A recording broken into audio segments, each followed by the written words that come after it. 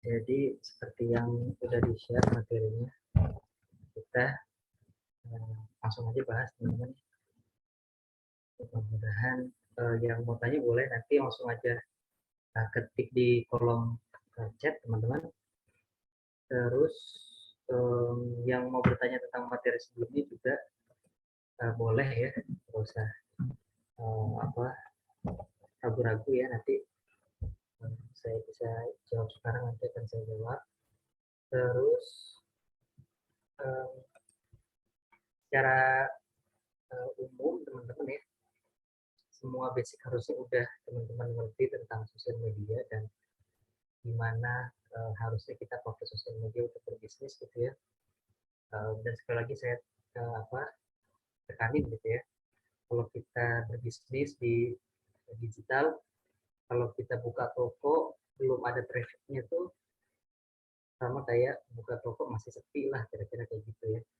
Tapi kalau kita buka toko terus kita punya traffic, teman-teman berbisnis di tempat yang ramai gitu ya. Makanya selalu kalau misalnya teman-teman tahu di mana keramaian yang ada, itu bisa jadi salah satu media teman-teman atau channel gitu ya, itu untuk dapetin customer baru gitu ya. Jadi benar sih, nggak ada salahnya kalau teman-teman mencoba banyak hal gitu ya, tapi lebih sistematis kalau misalnya teman-teman bisa punya banyak sumber channel gitu ya, sehingga traffic yang teman-teman miliki juga beragam gitu ya. Nah ini analitik dan report teman-teman ya, untuk nanti kalau misalnya teman-teman udah ngelakuin yang udah kita pelajarin itu, terus udah dapat traffic ya kan, bisnisnya udah mulai menunjukkan pertumbuhan gitu kan, tapi kita apa nih yang mesti kita perbuat gitu ya untuk menganalisa. Dan kalau misalnya teman-teman tim di marketing khusus gitu ya, misalnya mau buat laporan dan lain-lain, bisa lihat materi ini. Nah, ini analitik dan report teman-teman, tujuannya sebenarnya kita mau mantau perkembangan akun sosial medianya gitu ya, apakah akun kita udah ke arah yang benar gitu ya. Nah ini memahami persaingan bisnis dan customer, kayak saya bilang sebelumnya, kita tuh selalu data yang kita lihat itu akan ini kalau bisnisnya sederhana gitu teman-teman. Kalau nanti lebih kompleks lagi, uh, bisa jadi customer yang lebih kompleks, bisa jadi persaingan bisnisnya lebih kompleks gitu ya. Tapi ini dua kategorinya tuh selalu ini gitu ya, persaingan bisnis teman-teman seperti apa, ada yang banting-bantingan harga enggak gitu ya, ada ya bisnis baru yang muncul dengan penawaran baru yang strategis mungkin atau yang lainnya. Terus customer gitu ya, customer kita tuh arahnya kemana gitu ya, walaupun kita tahu lah orang orang Indonesia tuh suka yang kalau ada yang murah dan bagus pasti ke arah sana gitu ya. Sebenarnya bukan cuma orang Indonesia teman-teman ya, semua manusia tuh sebenarnya pasti arahnya ke sana gitu ya. Makanya kalau misalnya teman-teman mampu punya produk atau jasa yang uh, bagus dan murah, ya pasti customer akan berdatangan gitu ya, karena kualitasnya ya ujung-ujungnya ke sana gitu kan. Tapi kalau misalnya teman-teman ingin punya positioning yang bagus gitu kan, dan punya juga market yang spesifik yang teman-teman ingin kelola gitu ya, teman-teman harus dapetin data lebih banyak sehingga teman-teman tahu nih, oh ini customer yang saya, jenis customer yang saya inginkan, dan ini persaingan yang saya hadapi gitu, sehingga teman-teman nanti pertumbuhan bisnisnya jelas gitu ya, ke arah mana gitu kan. Terus lebih mudah ketika nentuin tujuan gitu kan. Rata-rata kan kita pakai sosial media sebenarnya bukan untuk berbisnis ya, rata-rata gitu ya. Kita ada yang sharing opini dan lain-lain, saya jelasin di intro itu. Tapi kalau teman-teman pakai ini untuk berbisnis, teman-teman harus punya tujuan yang jelas gitu ya, yang apa yang akhirnya jadi ukuran teman-teman nih bagus atau enggak bagusnya gitu ya. Nanti kita lihat KPI-nya ya di performance index gitu ya. Sehingga nanti di tiap fase bisnis kita bisa optimalin yang mana dulu gitu ya, untuk nanti kita bisa lebih optimal dengan resources yang terbatas gitu kan. Ini rata-rata mungkin UMKM yang dananya terbatas, teman-teman apa mana nih yang fokus duluan gitu ya, sehingga nanti teman-teman bisa lebih taktis gitu ya kalau ambil langkah-langkahnya. Nah yang keempat, mencegah bisnis kolaps ya. Ini emang kita melihat sosial media untuk bisnis dan kita menganalisa dan melihat laporannya terus-terusan, salah satunya juga untuk tahu gitu ya tren yang ada dan lain-lain.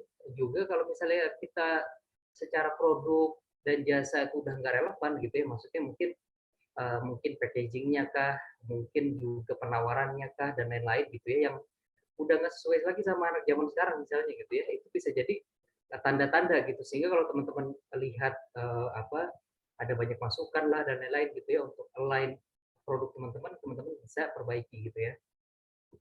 Jangan sampai nanti orang udah pindah ke kompetitor, teman-teman nggak sadar, terus collapse gitu ya, jangan sampai teman-teman. Terus yang terakhir emang kita harus selalu hitung ROI-nya teman-teman ya. Itu untuk tahu kita kalau misalnya pakai channel sosial media udah habis berapa duit yang teman-teman keluarin, dan teman-teman udah dapat berapa dari sini gitu ya, sehingga teman-teman bisa lebih make sense menggunakan sosial media ini gitu. Jadi nggak overspend, juga nggak terlalu rendah juga gitu. Kalau misalnya teman-teman dapatnya banyak banget dengan uh, apa investasi yang kecil, siapa tahu teman-teman bisa lebih besar lagi tumbuhnya kalau teman-teman investasi lebih besar lagi. Dan ini emang sebenarnya kita kalau digital marketernya sebenarnya nggak bisa ambil keputusan ke sana gitu ya, paling kita cuma bisa kasih rekomendasi lah ke pemilik bisnis ya, atau mungkin CEO-nya untuk kalau misalnya secara marketing kayak gini gitu ya, kalau misalnya scale up dengan kondisi yang ada bisa lebih baik mungkin gitu ya, nanti kalau bertahap bisa kita lihat nanti ROI-nya kira-kira kayak apa gitu. Nah, kira-kira itu tujuannya teman-teman ya. Makanya dengan hal itu biasanya kita hal-hal ini tuh kita pantau terus-terusan gitu ya. Seenggaknya ini ada di laporan teman-teman lah ya. Bisa laporannya teman-teman terserah teman-teman ya, tergantung siklus bisnis, tergantung pokoknya semuanya tergantung pemilik bisnis lah gitu ya. Tapi rata-rata minimal sebulan teman-teman bisa melihat pergerakannya gitu ya, engagement rate-nya naik atau enggak gitu ya.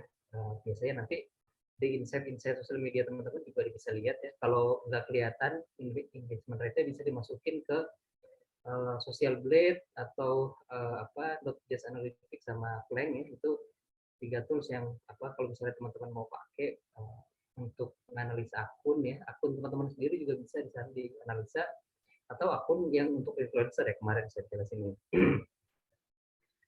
Engagement rate-nya naik atau turun, sebenarnya sih naik turun biasa gitu ya, tapi usahain engagement ini terus tumbuh gitu teman-teman ya. Artinya teman-teman ada konten-konten yang ngedrive engagement ini untuk naik terus gitu, sehingga bisnis teman-teman juga bisa menjangkau orang yang belum pernah berinteraksi sama teman-teman gitu ya, akun-akun yang belum pernah berinteraksi.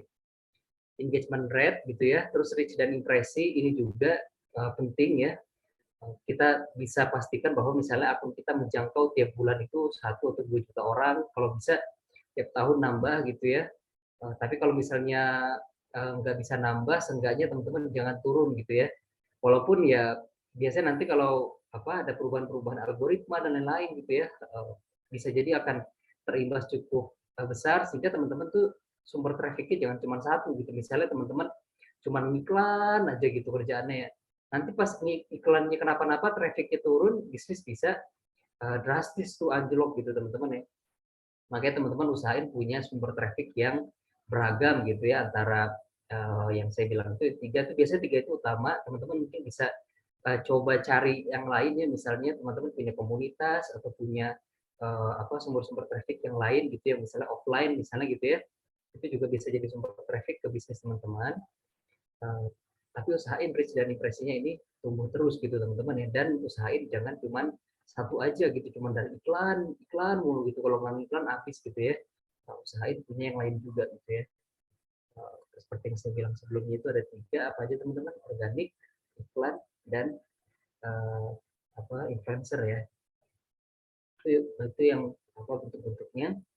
Terus kita juga mesti tahu postingan apa yang disuka, apa dan kenapa, yang ini juga kalau bisa teman-teman tahu trennya tuh ke arah mana gitu ya. Misalnya kalau sekarang kan sangat-sangat video banget ya. Kalau teman-teman punya video-video pendek yang bagus tuh biasanya bakalan pertumbuhannya bakalan oke gitu ya, karena rata-rata platform sangat suka sama postingan video pendek ya. Dan teman-teman mesti tahu kenapa dia suka gitu ya, dan bentuknya seperti apa, sehingga teman-teman make sense juga ketika teman-teman mau investasi untuk bikin konten itu lebih banyak. Misalnya teman-teman mau hire model sendiri lah gitu ya untuk di sosmednya gitu ya, atau yang lain gitu, sehingga teman-teman bisa lebih fokus lagi nanti kalau ngebangun bisnisnya.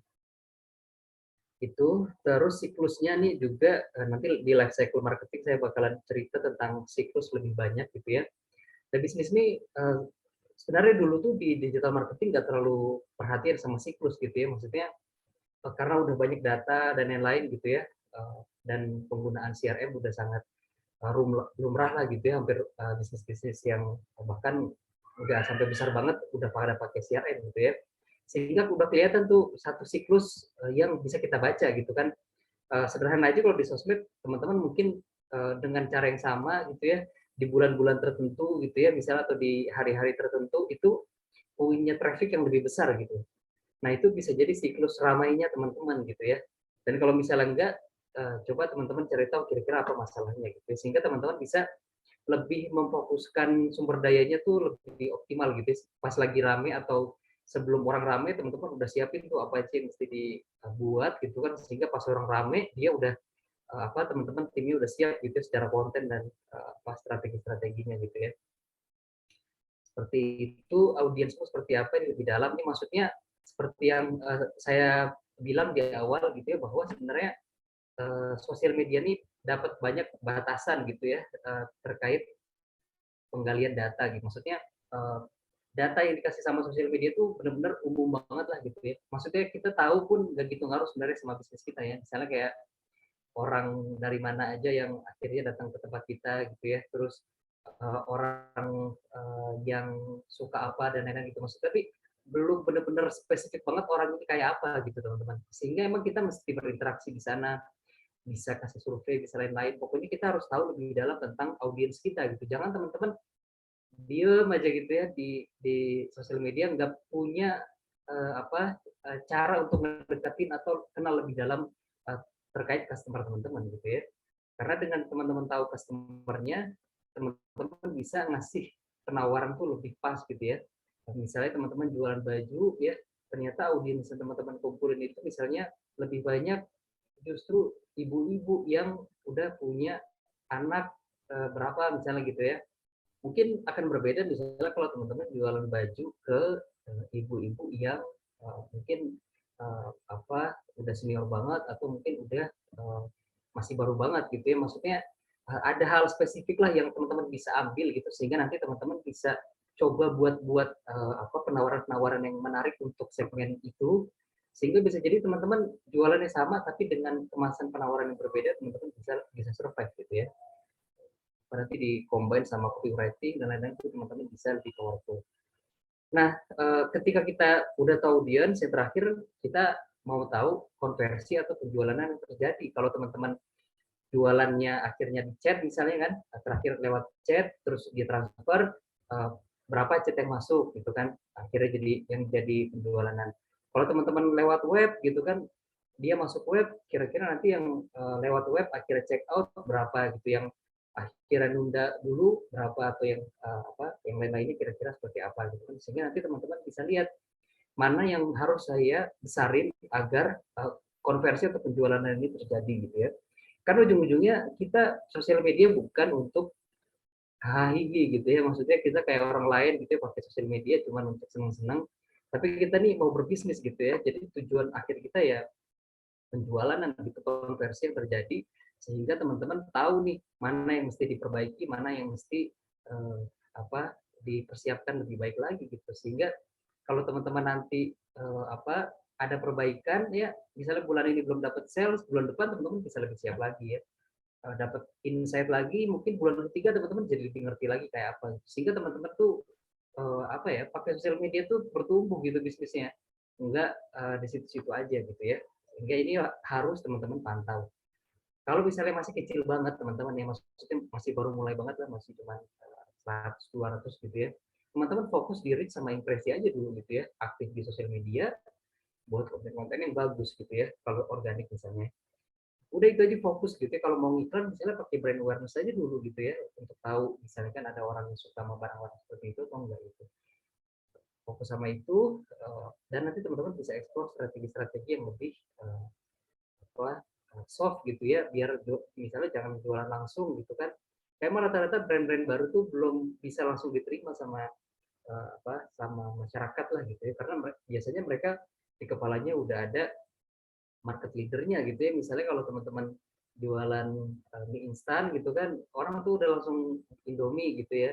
Kalau teman-teman jualan sampo misalnya gitu kan, orang tuh di kepalanya udah ada misalnya Clear atau apa gitu kan, ya itu semua uh, susah digesernya gitu ya. Jadi kalau misalnya teman-teman masuk langsung jualan kan kadang-kadang berat gitu ya, sehingga yang paling bagus teman-teman bisa ngumpulin followers dulu gitu ya, atau subscriber dulu gitu kan, sehingga dia engage dulu sama teman-teman misalnya secara institusi atau perusahaan atau konten aja gitu ya, konten yang teman-teman bisa coba, yang influencer yang saya bilang kemarin misalnya teman-teman rekrut lah atau kerjasama untuk mendidik influencer gitu kan, terus dia nanti jadi ambasador dari brand teman-teman misalnya gitu ya, itu juga bisa dipakai. Pokoknya cara gimana biar bisa teman-teman akhirnya tumbuh gitu ya, yang kecil-kecil itu minimal teman-teman punya follower 10.000 lah teman-teman minimal gitu ya, sehingga dari situ nanti teman-teman bisa lebih enak gitu ya, dan secara engagement pun lebih bagus gitu ya. Maksudnya kalau teman-teman nanya ada yang jawab gitu ya, kalau teman-teman survei ada yang ngisi gitu ya, sehingga progresnya kelihatan gitu teman-teman dari segi bisnis. Kira-kira seperti itu ya. Showing up build trust, trust build relationship, relationship build your business. Ini maksudnya kalau kita tuh punya, makanya orang bilang online presence kan, maksudnya itu kehadiran secara online kan. Bahkan beberapa tuh yang penting punya website aja gitu kan, untuk tampil aja gitu. Kalau misalnya ada orang nyari perusahaan kita di Google, muncul halaman kita gitu ya, untuk maksudnya ngebangun trust gitu. Hari ini kan semuanya digital, orang-orang tuh mengkonfirmasi kita, keberadaan kita tuh lewat Google, mungkin lewat sosial medianya dan lain-lain gitu. Tapi kalau kita muncul gitu ya, kita udah bisa mulai bangun kepercayaan. Kalau teman-teman ngebangun kepercayaannya bagus, emang misalnya secara konten, secara penampilan, secara penawaran semuanya oke sama customer teman-teman, jadi bisnisnya gitu ya. Tapi kalau enggak, ya mungkin teman-teman harus cari lagi gitu ya, siapa yang cocok sama apa yang teman-teman buat gitu ya. Tapi ini emang basicnya tampil aja dulu gitu. Makanya saya nyaranin yang masih baru-baru ya jangan malu-malu gitu untuk tampil gitu ya. Jangan mikirnya aduh nanti dibilang apa pamer-pamer lah atau apa gitu ya. Tampil aja dulu gitu ya, baru nanti di-adjust mana yang teman-teman rasain ini cocok, mana yang enggak gitu ya. Dan emang ini butuh proses teman-teman ya.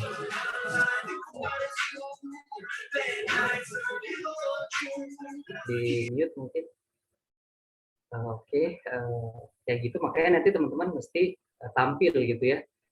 Tampil dalam artian juga maksud saya teman-teman tuh di sosial media jangan kebiasaan ngepost terus ditinggal gitu ya.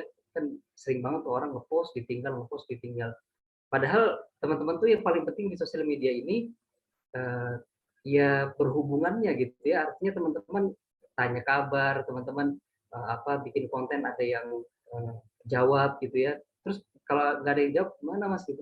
Bisa jadi karena audiensnya nggak ngerasa apa yang teman-teman buat tuh berguna untuk mereka gitu ya. Dan itu kan memang butuh ditanyain dulu segala macam, sehingga kita tahu gitu yang mereka ingin tahu tuh seperti apa gitu ya, dan teman-teman punya bayangan gitu dari orang yang real gitu ya, bukan tools-tools yang kadang-kadang ngasihnya ngaco juga teman-teman ya. Kira-kira seperti itu. Nah ini salah satu yang ingin saya tunjukin teman-teman ya. Ini ketika teman-teman udah pakai sosial media dengan lebih baik lah gitu ya, teman-teman bisa pakai satu metode ini namanya social listening. Sebenarnya ini basicnya kita lihat notifikasi aja gitu teman-teman. Maksudnya kita mantau notifikasi kita terus-terusan aja gitu. Nah, tapi ini tuh tools-tools yang punya social listening ini biasanya lebih advance daripada cuman ngelihatin notifikasi. Kan kalau teman-teman lihat notifikasi sosial media tuh kalau ada yang mention kita, kalau ada yang komentar di postingan kita itu kan semuanya kelihatan tuh. Sebenarnya basic social listening tuh yang melihat notifikasi, jangan sampai ada yang miss gitu, itu aja sih gitu ya. Sebenarnya kan hampir semua sosial media sekarang bahkan notifikasinya tuh udah bagus banget lah gitu ya. Maksudnya eh, apa yang kita udah lihat tuh kelihatan, yang udah dibaca tuh pisah gitu dari yang belum dibaca gitu kan. Nah, cuman social listening ini enggak cuman ngasih tahu berapa orang yang mention kita, berapa orang yang bicarain kita, tapi juga dia bisa ngasih tahu gitu ya sentimen terkait pembicaraan itu gitu ya. Nah, itu yang dari segi tools itu sangat bermanfaat lah gitu ya untuk kita tahu kira-kira keadaan brand kita seperti apa. Tapi kalau untuk yang kecil-kecil sih saya belum begitu nyaranin lah teman-teman pakai social listening. Kalau teman-teman pun mau pakai, biasanya dipakai untuk analisa untuk analisa kompetitor lebih baik lagi gitu ya. Itu bisa pakai social listening juga untuk memantau kompetitor-kompetitor atau orang-orang yang bisnisnya mirip-mirip sama teman-teman gitu, sehingga teman-teman mungkin mau cari ide atau apa, itu bisa juga pakai tools-tools kayak gini gitu ya. Nah, ini intinya sebenarnya kita bisa tahu siapa yang mention walaupun kita nggak di-tag tuh teman-teman ya, sehingga kita bisa benar-benar tahu gitu ya kondisi brand kita tuh kalau dibicarain di belakang kita kayak apa gitu ya. Nah, ini dia yang paling berguna emang lihat sentimen itu ya. Sama kalau di Hotsuite itu kita bisa secara live lihat kompetitor-kompetitor teman-teman. Nanti banyak banget sebenarnya tools-tools yang berkaitan sama social listening ya. Teman-teman juga kalau misalnya bisa programming, mungkin bisa buat sendiri juga gitu ya, pakai data science. Tapi ini tools yang udah jadi ini ya, Hootsuite itu udah lengkap banget gitu ya. Maksudnya kalau teman-teman daripada nge-build sendiri butuh waktu dan biaya gitu ya, teman-teman bisa pakai tools ini aja gitu ya. Cuman ini kalau saya nggak salah nggak ada di yang basic, teman-teman harus yang enterprise kalau saya nggak salah. Terus nanti kalau teman-teman pakai Hootsuite yang stream ya, ditambah sama yang insight-nya, nanti teman-teman bisa lihat uh, dashboard-nya kayak yang saya gambarin di sini gitu ya. Ntar kelihatan postingan-postingan yang mungkin mention brand teman-teman, atau yang di sana terjadi percakapan terkait brand teman-teman gitu, sehingga teman-teman bisa mantau. Kalau misalnya masuk jadi nggak merusak flow silahkan, tapi kalau merusak flow teman-teman cukup tahu aja gitu ya, untuk nanti juga teman-teman bisa mungkin perbaiki pelayanannya atau yang lain gitu ya. Terus sekaligus realisasi dan bisa lihat dalam satu dashboard. Emang ini yang paling enaknya kalau kita pakai tools-tools yang berbayar tuh, kita bisa lihat dalam satu dashboard semua yang terjadinya gitu, sehingga kalau misalnya kita mau tahu hal-hal kecil gitu ya, itu kita bisa tinggal pindah-pindah aja gitu ya, maksudnya nggak perlu sampai buka aplikasi lagi dan lain-lain gitu kan, terkadang juga berat ya di laptopnya. Terus ini juga kalau Hootsuite itu bisa langsung integrasi AdView sama Talkwalker. Jadi kalau misalnya teman-teman social listening-nya nggak cuma di sosial media aja, misalnya kan teman-teman jualannya pakai web gitu ya, terus iklannya bisa jadi di platform-platform yang lain gitu kan. Nah, pakai AdView sama Talkwalker ini teman-teman bisa lihat lebih jauh lagi di blog-blog gitu ya, dan sosial media lain gitu yang teman-teman nggak pakai misalnya, itu bisa kelihatan semua, sehingga teman-teman dapetin data juga lebih banyak lagi gitu ya, untuk ngedengerin orang tuh kalau membicarain bisnis teman-teman seperti apa. Kira-kira seperti itu. Nah, ini yang Key Performance Index ya, KPI biasanya. Kalau misalnya teman-teman ini sebenarnya dari Social Sprout ya, KPI-nya sebenarnya teman-teman kalau misalnya punya strategi-strategi yang unik terkait bisnis teman-teman gitu ya, silakan aja. Tapi ini biasa secara umum tuh kayak gini ya: awareness, share of voice, return on investment, sama customer care gitu ya. Ini kalau awareness, kita emang biasanya untuk meningkatinnya melihatnya impression sama reach. Ya, kalau impresinya tinggi artinya satu orang tuh bisa dengar kita tuh 2 atau 3 kali atau mungkin lebih gitu ya. Kalau reach itu kita ingin tahu seberapa besarnya gitu, akhirnya orang-orang yang aware sama brand kita gitu ya. Itu awareness ya, biasanya di awal-awal tingkatin awareness dulu gitu teman-teman ya, sampai nanti kita udah cukup dikenal, kita mau lihat share of voice ya, seberapa banyak orang bicara tentang ini, engagement dan lain-lain gitu. Biasanya kita ngelihatnya pakai volume penambahan jumlah follower gitu-gitu ya. Sama sentimen biasanya juga melihat kira-kira orang yang bicarain kita tuh negatif, positif atau yang lain gitu ya, share of voice. Terus return on investment ini kalau misalnya kita udah mulai akhirnya langsung jualan gitu ya, kita melihat nih kira-kira pergerakannya kayak apa gitu ya. Kalau referral ini maksudnya kita ngebawa orang ke tempat konversinya tuh seefektif apa gitu ya, dan konversinya terjadi sebesar apa kalau misalnya teman-teman pakai chat, closingnya kira-kira berapa banyak yang akhirnya masuk ke chat gitu ya referralnya. Kalau pakai web berapa traffic yang akhirnya masuk gitu ya. Kalau konversi ya terjadi konversinya yang masuk pas sudah ngobrol-ngobrol atau akhirnya lihat penawaran utamanya gitu ya, kalau dia nggak tertarik mungkin dia nggak beli gitu kan, akhirnya konversinya nggak terjadi walaupun mungkin referralnya tinggi misalnya kan 1.000 orang, tapi akhirnya beli misalnya cuma 2 atau 3 orang kan, teman-teman mesti lihat aja kira-kira apa masalahnya gitu ya. Nah, kalau teman-teman tahu apa masalahnya gitu ya, melihat kok ini kok kurang, ini kok kayak kurang menarik dan lain-lain, teman-teman kan bisa akhirnya punya pertanyaan lah ke follower teman-teman atau orang-orang target market yang teman-teman sasar gitu kan. Makanya paling enak sebenarnya kalau target market itu di dekat teman-teman gitu ya. Misalnya saya masih mahasiswa gitu kan. Ya kalau misalnya target market saya mahasiswa kan saya sebenarnya tinggal nanya teman saya gitu kan ya. Tapi kalau misalnya saya mahasiswa terus target market saya profesional yang udah bekerja sekian tahun gitu kan, gimana saya bisa akses itu gitu? Maksudnya saya bisa nanya dia susah tuh. Uh, Makanya biasanya kalau teman-teman dekat sama target market itu lebih bagus gitu ya. Sehingga teman-teman kalau mau nanya bisa lebih menjurus gitu ya untuk menyelesaikan masalah bisnis yang teman-teman lagi hadapi gitu. Itu yang terakhir customer care ya.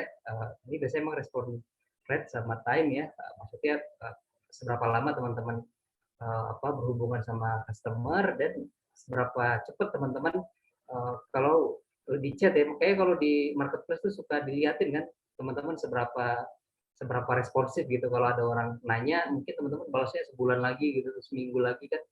Nggak enak banget kalau kita mau belinya sekarang misalnya gitu ya. Kira-kira ini gambaran KPI kalau misalnya teman-teman belum tahu kira-kira apa yang mau difokusin gitu ya. Ini gambarannya kira-kira seperti ini gitu ya, mana yang teman-teman mau fokusin sehingga nanti teman-teman kalau mau bisnis bisa ngukurnya dengan lebih baik lagi gitu ya. Nah, analitik sosmed ini sebenarnya nggak sesulit yang teman-teman kira gitu ya. Maksudnya semua insight-nya tuh udah cukup di platform sosial medianya gitu ya, sehingga teman-teman sebenarnya tinggal cari tahu yang nggak ada gitu ya. Maksudnya beberapa mungkin nggak ada di sana gitu ya. Kayak misalnya dia ini sebenarnya suka seblak atau enggak sih, kan teman-teman nggak mungkin lihat datanya di insight kan. Teman-teman tanya gitu, ini ada makanan enak nih, siapa aja yang suka misalnya gitu kan. Nah itu teman-teman bisa survei kecil-kecilan followers gitu atau target market teman-teman, dan kalau bisa dibuatnya yang proper gitu ya, maksudnya form, terus pertanyaannya apa, kira-kira jawaban mereka apa, dan teman-teman mengharapkan apa dari survei yang teman-teman lakuin itu gitu ya. Karena emang teman-teman ya, kan kemarin ada yang nanya tuh kalau setiap sosial media tuh apa gitu ya, orang-orang itu seperti apa gitu. Teman-teman memang sebenarnya nggak bisa dikasih datanya lengkap karena emang sebenarnya sosial media itu semenjak ada ya kita banyak ngomongin privasi lah gitu ya di Amerika maupun di Eropa gitu kan, sosial media itu nggak bisa ngasih banyak-banyak informasi tentang penggunanya ke kita nih marketer gitu ya, karena emang jadi banyak pelanggar privasi teman-teman ya, maksudnya banyak hal-hal yang kurang menyenangkan lah gitu ya, maksudnya kita lagi ngobrol di WA tentang susu bayi misalnya gitu ya, pas kita lagi ke Instagram kok iklannya itu semua gitu ya, kadang-kadang kita akhirnya jadi risih gitu kan pakai sosial media itu. Nah di Eropa sama Amerika tuh udah banyak yang nge-ban lah hal-hal kayak gitu gitu ya, sehingga emang akhirnya marketer-marketer harus coba lebih kreatif sendiri gitu ya untuk tahu pasarnya seperti apa gitu kan, orang-orangnya seperti apa, sehingga kalau teman-teman nggak tahu bener-bener buta sama marketnya gitu ya, kalau bikin penawaran asal-asalan ya bisa jadi ini salah satu sebab teman-teman bisnisnya nggak maju-maju di sosial media gitu ya, maunya apa yang teman-teman punya aja gitu ya, maksain lagi kalau jualan gitu kan. Coba tanya dulu gitu ya, sehingga teman-teman tahu ya follower teman-teman itu rata-rata tuh sukanya apa, dan nanti teman-teman kalau buat penawaran jadi cocok gitu ya. Kira-kira gambarnya seperti itu ya. Biasanya emang data kayak pekerjaan, kesukaan, idola, hobi, opini, preferensi, apapun lah gitu ya yang biasanya tuh datanya justru penting untuk bisnis kita, tapi nggak ada gitu. Nah itu teman-teman memang harus cari sendiri gitu ya, gimana caranya biar data itu bisa dikonfirmasi lah gitu ya sama mereka, sehingga pas teman-teman buat nggak zong-zong banget lah, teman-teman punya basic data yang real gitu kan, pernah nanya, pernah survei, atau teman-teman mungkin lihat data dari orang yang udah pernah survei, itu juga nggak masalah kan. Kita kadang-kadang bisa lihat juga ya di story-story OL Shop, dia bikin polling atau apa gitu kan, terkait audiens mereka kayak apa, itu juga bisa jadi gambaran lah teman-teman ya kalau lagi berbisnis yang sekategori gitu ya misalnya. Nah kira-kira seperti itu, tapi jangan terlalu kelihatan banget kalau teman-teman lagi cari data gitu ya. Kalau bisa teman-teman bahkan kasih hadiah lah atau apa biar mereka mau ngisi gitu ya. Karena emang untuk berpartisipasi sama hal-hal kayak gini kadang suka orang cabut gitu ya. Maksudnya nggak terlalu penting juga untuk mereka gitu ya. Kira-kira teman-teman karena akan ngebangun bisnis dengan data itu ya teman-teman berkorban dikit lah gitu ya. Kira-kira seperti ini ya, analitik sosial media basicnya sama aja ya kayak yang saya aku bilang tadi, kita ngelihat reach, engagementnya kira-kira kayak apa, sisanya tuh kayak top post dan lain-lain harusnya juga include gitu kan, tinggal nanti disesuaikan sama laporan yang teman-teman ingin buat ya. Until you understand your customer deeply and genuinely, you can truly serve them. Maksudnya kalau misalnya kita kebanyakan tuh ngasih produk terus gitu ya, kita nggak mau tahu sama apa yang customer sebenarnya inginkan, apa yang sebenarnya mereka suka gitu ya teman-teman. Pokoknya ada produk ini, kasih produk ini, tawarin gitu ya. Kadang-kadang agresif banget lewat handphone gitu ya, di telepon gitu kan. Seakan-akan kalau misalnya kita udah ngelihat dia punya interest ke sana, padahal belum tentu gitu ya. Mungkin dia cuma nge-like doang gitu atau cuman lihat penawaran teman-teman terus diklik gitu ya. Maksudnya belum punya intensi untuk beli yang benar gitu ya. Mungkin dia masih nimbang-nimbang juga gitu kan. Sehingga kalau misalnya teman-teman nggak benar-benar tahu atau paham sama customer teman-teman ya pasti akan secara bisnis teman-teman bakal kesulitan gitu ya untuk ngasih apa yang mereka suka, teman-teman jadi kesulitan. Tapi kalau misalnya teman-teman udah punya kedekatan sama customer teman-teman, dan dengan kedekatan itu teman-teman juga bisa lebih ngerti mereka, apa yang mereka suka, apa yang mereka nggak suka, dan lain-lain gitu ya. Itu pasti bisnis teman-teman harusnya bisa tumbuh lebih baik ya. Apalagi kalau pesaing teman-teman tuh nggak ngelakuin hal-hal kayak gini gitu ya, dia nggak punya effort lah untuk gimana caranya bisa serve customer dengan baik ya, pasti akan berat gitu ya. Makanya nih yang UMKM ya, yang kecil-kecil gitu kan, yang katanya modalnya dikit lah segala macam gitu ya. Itu teman-teman tuh fokus dulu ngerti customer aja gitu. Karena bedanya bisnis kecil sama bisnis besar tuh, bisnis besar nih, dia udah tahu insight-nya customer tuh maunya apa. Belum tentu dia bisa langsung berubah untuk ngelayanin customer itu. Tapi kalau bisnis kecil kan dia bisa langsung, karena mungkin dia dari segi resources nggak terlalu beban gitu ya, nggak punya birokrasi yang panjang juga gitu kan, nggak mesti lewat manajer anu segala macam sampai disahin sama CEO-nya misalnya gitu kan ya. Sehingga ini bisa jadi kesempatan sebenarnya ketika usaha-usaha kecil bisa melayani customer yang sedikit dulu. Makanya tuh selalu kita tuh bilangnya pilih niche ya, maksudnya tuh pilih ceruk pasar atau bagian kecil dari pasar gitu yang teman-teman bisa bisa solve masalah mereka gitu, bisa layanin mereka dengan baik gitu ya, lebih baik daripada brand besar yang udah lama tapi mereka nggak bisa layanin ini gitu ya. Makanya kalau bisnis kecil nggak usah langsung target marketnya semua orang gitu ya. Itu sering banget kalau lagi digital marketing gini, target marketnya semua orang gitu kan, dipilih teman-teman ya, sehingga lebih pas gitu ya untuk melayani orang-orang itu seiring nanti pertumbuhannya gitu ya. Kalau teman-teman bisa melayani mereka dengan baik, pasti nanti teman-teman akan tumbuh tuh bisnisnya pelan-pelan, pelan-pelan. Baru nanti teman-teman dari segi analitik sama report pasti bagus gitu ya. Pertumbuhannya positif terus gitu ya.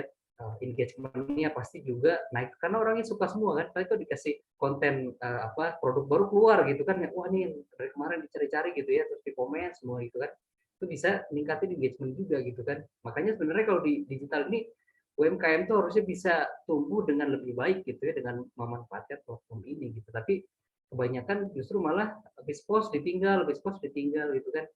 Padahal orang tuh pengen apa, bangun relasi dulu gitu kan, dan coba teman-teman yang ngerti gitu, bukan teman-teman yang punya produk atau yang jualan itu malah pengen dimengerti gitu ya, teman-teman yang mencoba mengerti customer teman-teman itu maunya apa gitu ya, sehingga teman-teman bisa ngasih layanan yang sesuai gitu ya, dan sosial media ini jadi uh, bisnis beneran gitu ya, bukan jadi HI doang gitu teman-teman. Ini yang terakhir tentang buat laporan ya, udah dikasih juga contohnya laporannya sebenarnya kayak gitu-gitu aja ya. Teman-teman bisa pakai Word, bikinnya bisa pakai Google Docs, boleh gitu ya. Oh, yang penting bisa kelihatan tujuan dari yang teman-teman pilih tadi KPI-nya gitu ya. Itu misalnya udah kelihatan kalau teman-teman menargetkan reach-nya sebulan 10.000 misalnya gitu. Itu kelihatan tuh tercapai itu 10.000 gitu ya. Sehingga nanti kalau misalnya teman-teman menargetkan untuk tumbuh lagi, teman-teman bisa ukur kan. Kalau saya kemarin tumbuh 10.000 itu posting setiap hari 2 kali misalnya, berarti kalau lebih besar lagi saya coba lebih besar lagi gitu ya, atau mungkin kualitas postingannya ditingkatin lagi gitu ya, atau apa gitu, sehingga teman-teman tahu tuh mana yang benar-benar bisa numbuhin bisnis teman-teman gitu ya.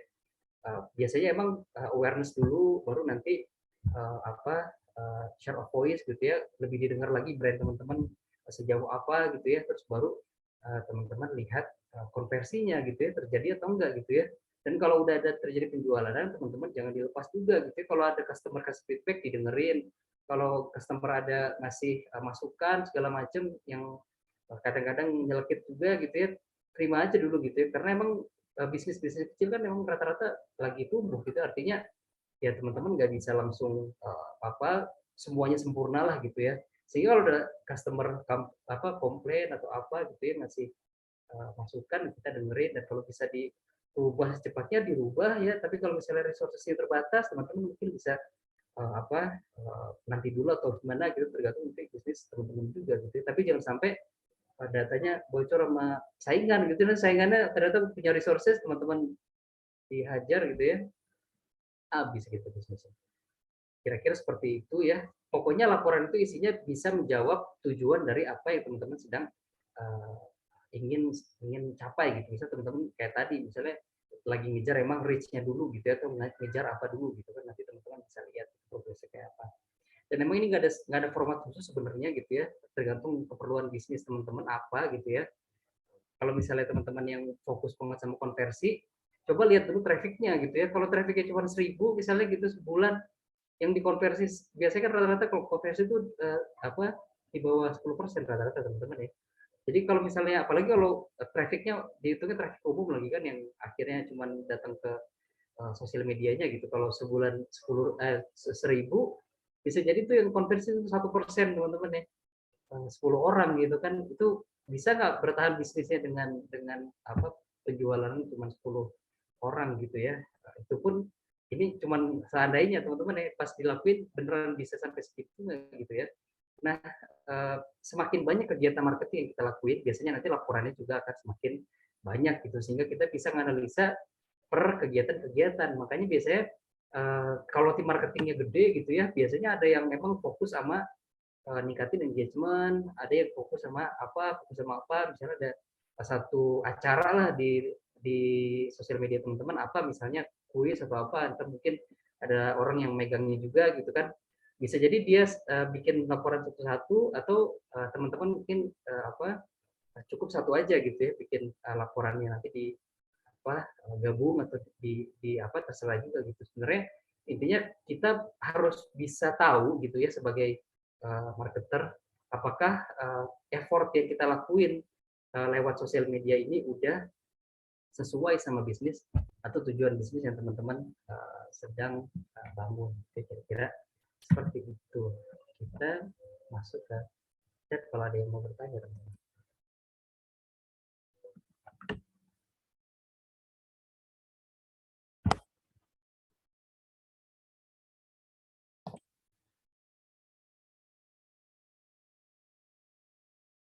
Oke, ada yang bertanya Mas Iskandar ya.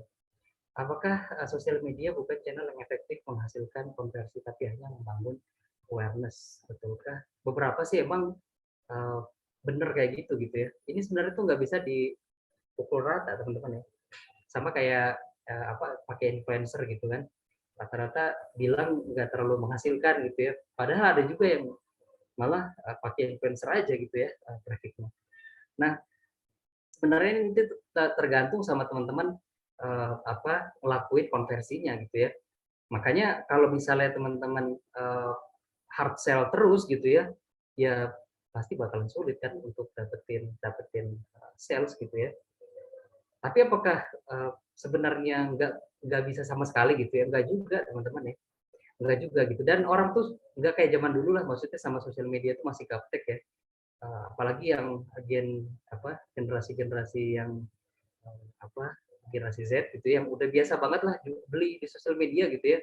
Teman-teman demo produk gitu ya, bagus demo produknya sesuai sama yang dia lagi cari. Itu bisa terjadi di sosial media, langsung dia message gitu ya, dia transfer itu langsung jadi pembelian gitu. Artinya sebenarnya eh, apa efektif atau enggak efektifnya nanti tergantung strategi juga gitu, tergantung strategi, tergantung emang market yang disasar juga. Dan seperti yang saya bilang gitu ya, efektif atau enggak efektifnya nanti juga bisa dilihat dari orang banyak berinteraksi di sana tuh untuk apa gitu ya. Karena emang rata-rata kalau teman-teman lihat ya, dari data-data yang waktu awal-awal tuh, rata-rata kan orang emang kebanyakan nggak langsung pengen beli sesuatu ya. Beda kayak di marketplace lah. Kalau marketplace kan biasanya orang-orang udah tahu tuh mau ngapain gitu ya, mau beli apa, mau lihat harga apa gitu kan. Sehingga data yang dihasilin di sana bisa jadi emang udah jumlah orang yang lagi mencari barang itu gitu ya, walaupun bisa jadi juga orang lagi cek harga doang misalnya gitu ya. Tapi itu bisa jadi sosial media ini nggak sepenuhnya nggak bisa gitu, bisa juga gitu. Makanya nanti tergantung makainya gitu. Dan uh, dia trafficnya ngasilin seberapa besar gitu. Makanya kalau misalnya dia nggak pernah viral, terus sepi banget sosial medianya gitu ya, gimana dia mau bisa konversinya dengan baik gitu ya.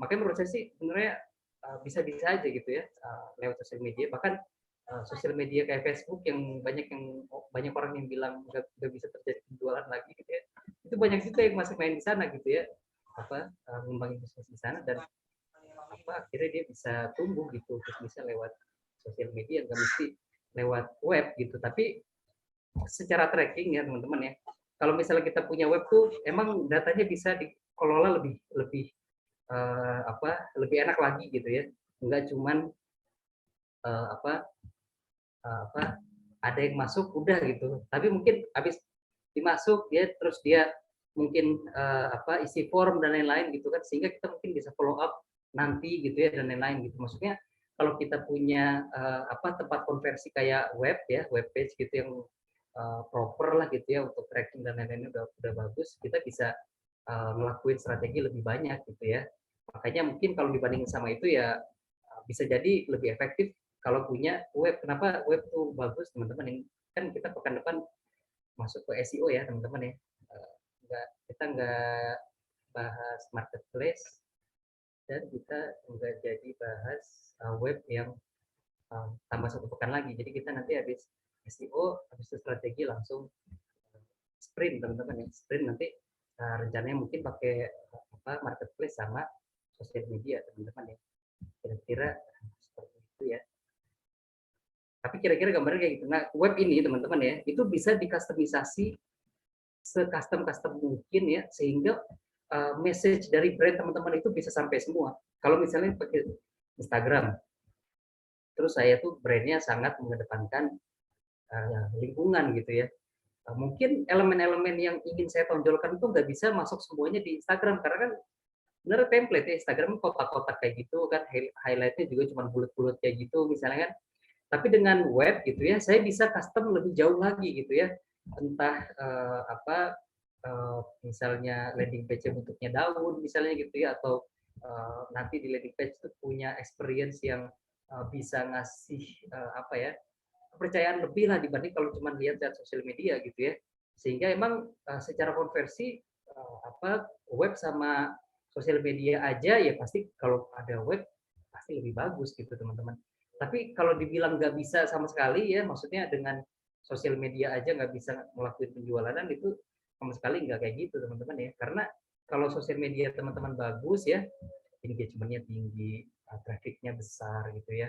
Terus juga apa kelihatan gitu apa trust yang dibangun tuh ada gitu. Nah kalau misalnya kayak gitu ya teman-teman bisa bisa lebih bagus lagi gitu ya. Kita punya web lebih bagus, kita punya web lebih bagus kemudian sosmed atau langsung di Mas Ridwan memang gitu.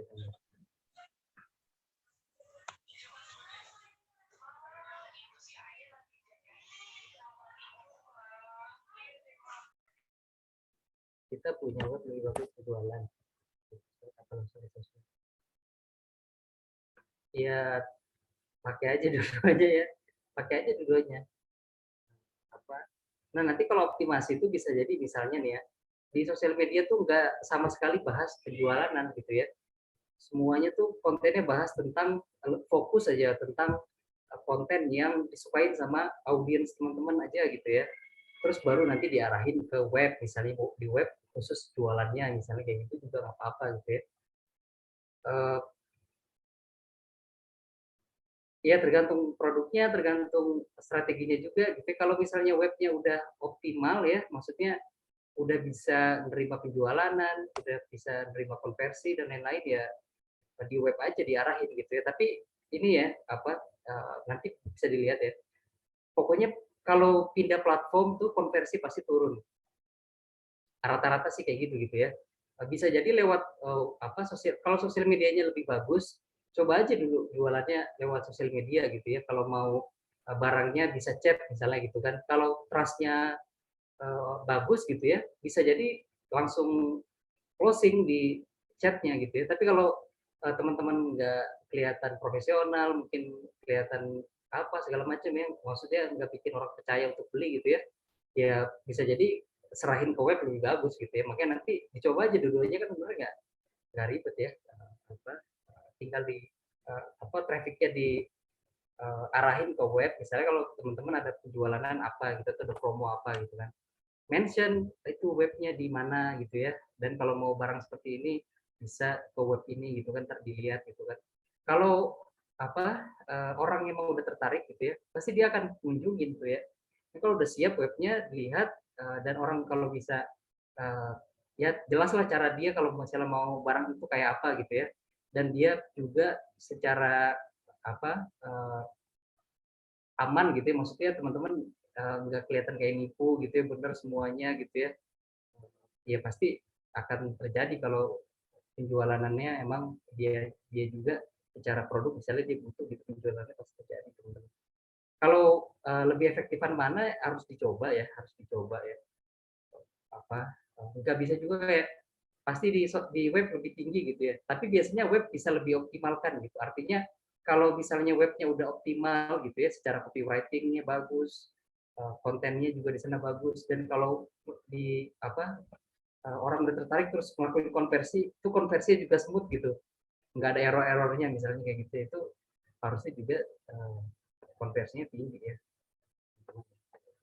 Itu tergantung ya, tergantung sosial media atau webnya udah bagus atau belum. Ada lagi teman-teman yang mau bertanya?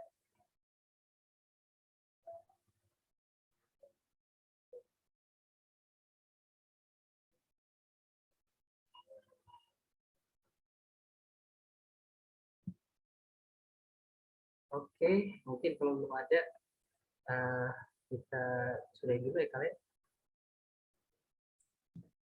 Oke, karena sudah ada yang tidak bertanya lagi, mungkin kita tutup saja dulu live session hari ini. Sampai jumpa di live session berikutnya hari Senin ya. Jangan lupa juga nanti weekend ada kuis, nanti harinya apa akan kami kabarin. Oke, cukup sekian. Bila taufik wal hidayah. Assalamualaikum warahmatullahi wabarakatuh. Selamat sore semuanya.